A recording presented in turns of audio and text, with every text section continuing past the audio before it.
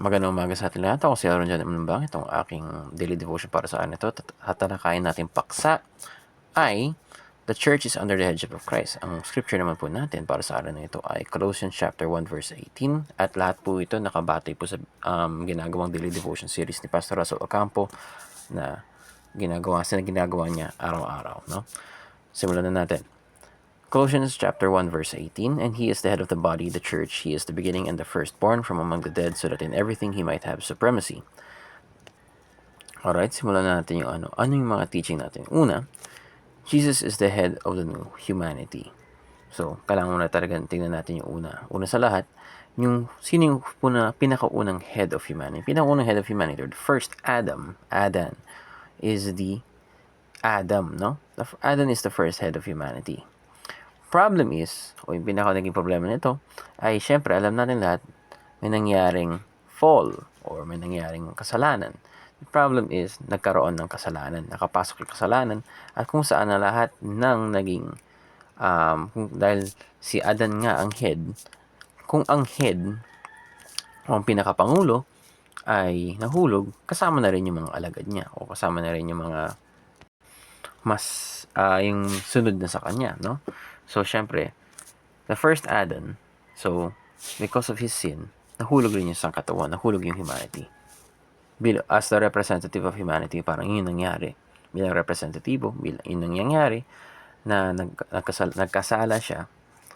Dahil doon, lahat ng naging sumunod sa kanya at sumunod pagkatapos niya ay nahulog rin sa kasalanan. Kumbaga, corrupted na. Hindi na sumusunod sa original na intensyon ng Diyos, no? So, lahat na nagiging desisyon, lahat na nagiging basihan, lahat na nagiging nagugustuhan, madalas ito ay patungo sa kapahamakan, no? And now, titignan natin na Jesus is the new headship, no? Is the new head of humanity. Jesus is the new head, and those who believe in Him, no, will not perish. So, what will have eternal life? Alam natin, those who believe in Him, that He has died on the cross for us, those who believe in Him, that He has resurrected on the third day, no? That He has conquered death. So, Jesus is the head of the new humanity, and through Him, bilang yung pangalawang Adan, siya ang naging daan para sa salvation natin, no? At dahil doon, mapapansin natin na siya ang, sa verse na to, na He is the firstborn, no? He is the beginning and the firstborn from among the dead, so that in everything He might have supremacy. The beginning and the firstborn. And yung mga naging basehan na ni Pastor Russell Ocampo dito, o yung naintindihan ko kay Pastor Russell Ocampo is na all things come from Christ. The source of all things is Christ. And the source of creation or new creation is in Christ as well. So, pag tayo, dahil Christ is the new headship or the head of our life, pati tayo nagiging new creation, no? So, let's move to our second teaching. Jesus is the beginning and the firstborn. So, yung kagaya ng beginning, sinabi ko, lahat ng bagay ay galing kay Kristo. He is the source of all things. And Jesus did not just die, no? Hindi lang natin yung pinapaniwalaan natin na namatay lang siya para sa ating mga kasalanan, kundi nabuhay siya muli. No? He also lived again. Hence, all that who believe in Him gain a new life. No? Gain a new head in their life. Gain a new purpose, nagiging bago na yung nila, mga desisyon, bago yung desires, bago yung gusto. As they are a new creation, no? And Jesus is the source of the new creation, and through Him we become new as well. And the firstborn among the dead, no? Kaya makita natin dito na His death, He died for our sins, He resurrected and left the Holy Spirit to us. So, naalala ko na nananahan ang Holy Spirit sa atin pagkatapos nun. May naiwan pa sa atin na bilang nagiging gabay. Tumutulong sa atin para magbago. And makikita natin na He is the firstborn among the dead, no? So bilang firstborn, ibig sabihin nun may mga sumunod pa, no? Firstborn among the dead, which is why the church is the new creation and the new humanity. So, nauna si Kristo, sumunod naman ang church bilang bagong creation, bilang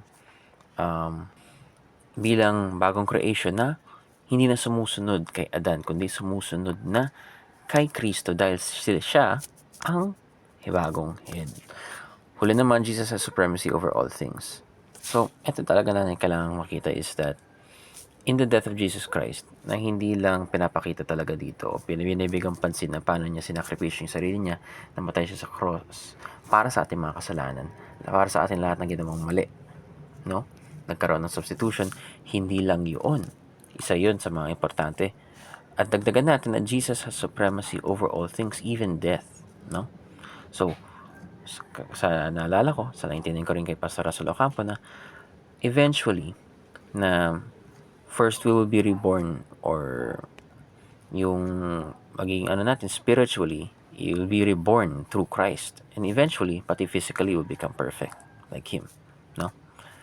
So, mas mataas talaga si Yesu Kristo kaysa sa mga angel, lahat ng mga teaching sa mga heretic noon, lahat, no? In all essence, everything. Jesus has supremacy over all things, over all life, over all creation. So, and as such, He has supremacy over our sin. He has supremacy over the headship of Adam, no? So, through Jesus Christ, all things are made, and through Him, nagkaroon ng bagong creation, nagkaroon ba ng bagong sangkatuhan that is accessed by the church, no? The people or yung mga sinners who have been saved by grace by Jesus Christ, no? So, or through Jesus Christ. So, yun lamang. Salamat sa pakikinig at mabuhay.